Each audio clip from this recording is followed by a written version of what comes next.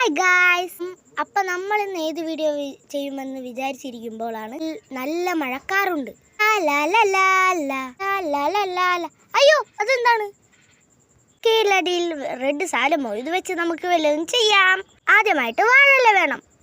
വാഴയില കിട്ടിയിരിക്കുന്നു. ഇനി നമുക്ക് നേരെ വീഡിയോയിലെടുത്ത് പോവാം. നമ്മൾ ചാമ്പൊക്കെ എറിഞ്ഞ് വെച്ചിട്ടുണ്ട്. ഇനി നമുക്ക് കുറേ സാധനങ്ങൾ എടുത്തുകൊണ്ട് വരാം.